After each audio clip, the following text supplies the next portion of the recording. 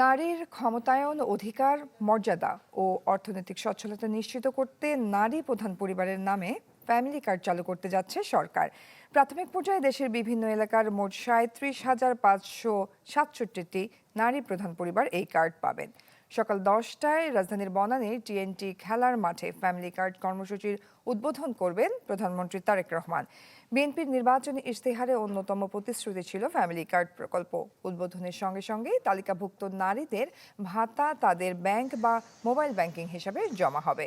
নির্বাচিত সুবিধাভোগীরা মাসে 2,500 টাকা করে ভাতা পাবেন। তবে ওই নারী গৃহপ্রধান অন্য কোনো সরকারি ভাতা বা সহায়তা পাবেন না। পরিবারের অন্য সদস্যদের কোনো ভাতা বা সুবিধা থাকলে তা বহাল থাকবে। ফ্যামিলি কার্ডের আওতায় প্রতিটি নারী প্রধান পরিবার একটি করে আধুনিক ফ্যামিলি কার্ড পাবেন।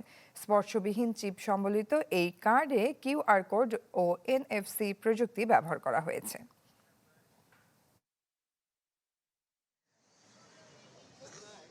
যদি একটা ফ্যামিলি কার্ড পাই, যা টাকা টুকা দিয়ে বাচ্চা কাচ্চা নিয়ে মানুষ করতে পারি। ফ্যামিলি কার্ডটা পাইলে আমি একটু অনেক উপকার পাবো, আমি একটু ওষুধ খাইয়া বাঁচতে পারবো।